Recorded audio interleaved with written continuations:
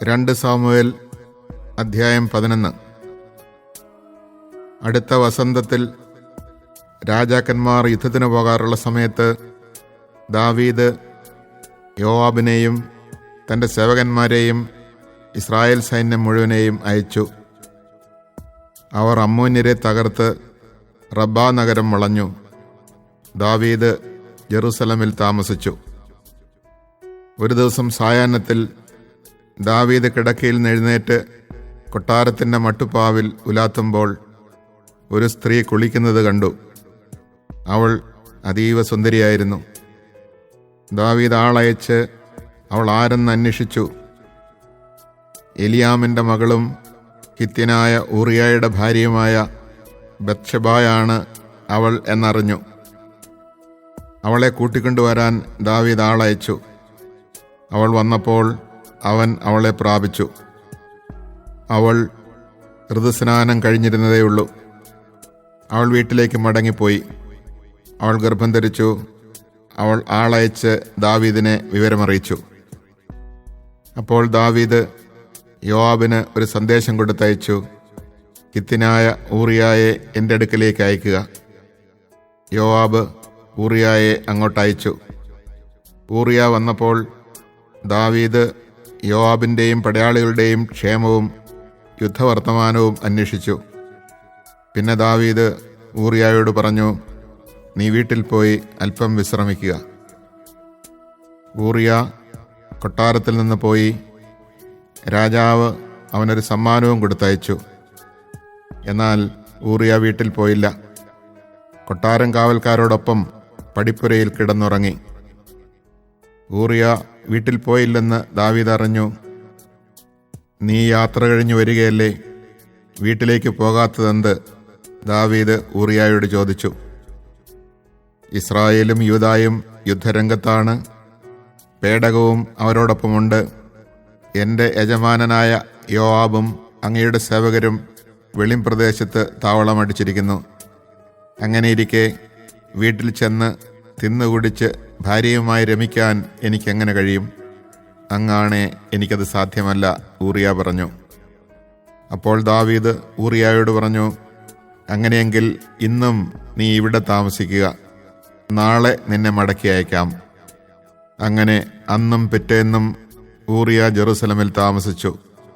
ദാവീദ് അവനെ ക്ഷണിച്ചു. അവൻ രാജസന്നിധിയിൽ ഭക്ഷിച്ചു പാനം ചെയ്തു. ദാവീദ് അവനെ കുടിപ്പിച്ച് മത്തനാക്കി. എന്നിട്ടും രാത്രി അവൻ വീട്ടിലേക്ക് പോയില്ല. രാജഭൃത്യന്മാരോടുകൂടെ തൻ്റെ വിരിപ്പിൽ കിടന്നു. രാവിലെ ദാവീദ് ഊറിയായുടെ കൈവശം യോവാബിന് ഒരെഴുത്ത് കൊടുത്തയച്ചു. അവൻ ഇങ്ങനെ എഴുതി: ഉഗ്രയുദ്ധം നടക്കുന്നിടത്ത് ഊറിയായെ മുന്നണിയിൽ നിർത്തുക. പിന്നെ അവൻ വെട്ടേറ്റ് മരിക്കേണ്ടതിന് അവനെ വിട്ട് പിൻവാങ്ങുക. യോവാബ് നഗരം വളയവേ ശത്രുക്കൾക്ക് ശക്തിയുള്ള ഒരു സ്ഥലത്ത് ഊറിയായെ നിർത്തി. ശത്രു സൈന്യം യോവാബിനോട് യുദ്ധം ചെയ്തു.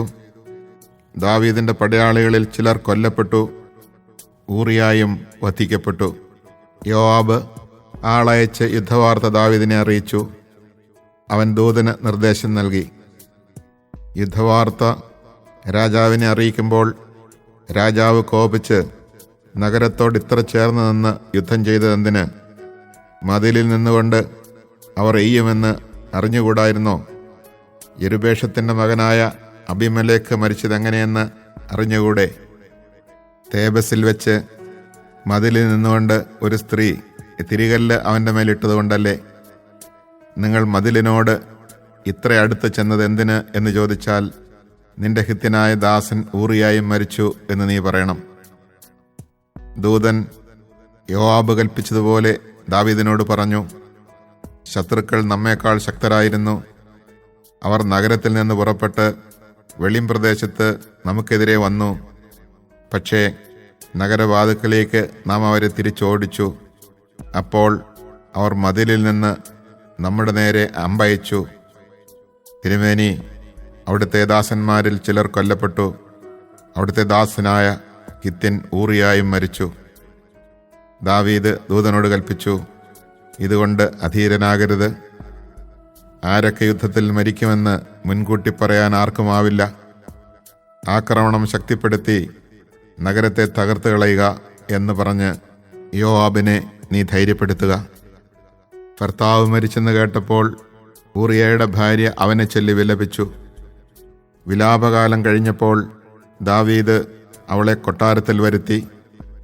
അവൾ അവന് ഭാര്യയായി. അവളൊരു പുത്രനെ പ്രസവിച്ചു. പക്ഷേ ദാവീദിന്റെ പ്രവൃത്തി കർത്താവിന് അനിഷ്ടമായി. Chapter 11. At the turn of the year, when kings go out on campaign, David sent out Joab, along with his officers and the army of Israel, and they ravaged the Ammonites and besieged Reba. David, however, remained in Jerusalem. One evening David rose from his siesta and strolled about on the roof of the palace. From the roof he saw a woman bathing, who was very beautiful. David had inquiries made about the woman and was told, "She is Bathsheba, daughter of Eliam, and wife of Joab's armor-bearer Uriah the Hittite." Then David sent messengers and took her. When she came to him, he had relations with her at a time when she was just purified after her monthly period. She then returned to her house. But the woman had conceived and sent the information to David, "I am with child." David therefore sent a message to Joab, "Send me Uriah the Hittite." So Joab sent Uriah to David. When he came, David questioned him about Joab, the soldiers, and how the war was going, and Uriah answered that all was well.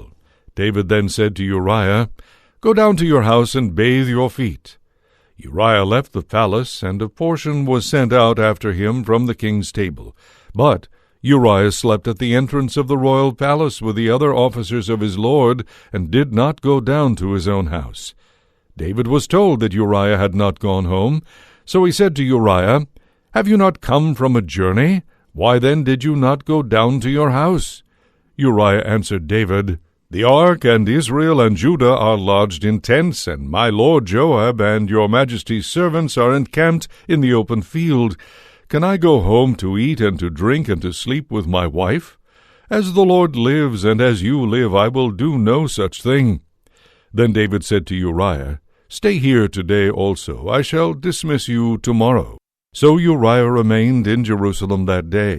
On the day following, David summoned him, and he ate and drank with David, who made him drunk. But in the evening he went out to sleep on his bed among his lord's servants, and did not go down to his home. The next morning David wrote a letter to Joab, which he sent by Uriah. In it he directed, "Place Uriah up front where the fighting is fierce. Then pull back and leave him to be struck down dead." So while Joab was besieging the city, he assigned Uriah to a place where he knew the defenders were strong. When the men of the city made a sortie against Joab, some officers of David's army fell, and among them Uriah the Hittite died. Then Joab sent David a report of all the details of the battle, instructing the messenger, "When you have finished giving the king all the details of the battle, the king may become angry and say to you, 'Why did you go near the city to fight? Did you not know that they would shoot from the wall above?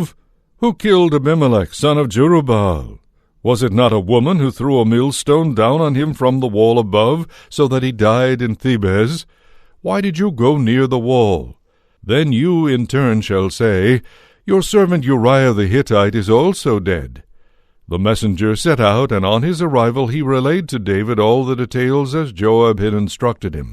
He told David, "The men had us at a disadvantage and came out into the open against us, but we pushed them back to the entrance of the city gate. Then the archers shot at your servants from the wall above, and some of the king's servants died, among them your servant Uriah." David said to the messenger, "This is what you shall convey to Joab. Do not be chagrined at this, for the sword devours now here and now there. Strengthen your attack on the city, and destroy it. Encourage him." When the wife of Uriah heard that her husband had died, she mourned her lord. But once the mourning was over, David sent for her and brought her into his house. She became his wife, and bore him a son. But the Lord was displeased with what David had done.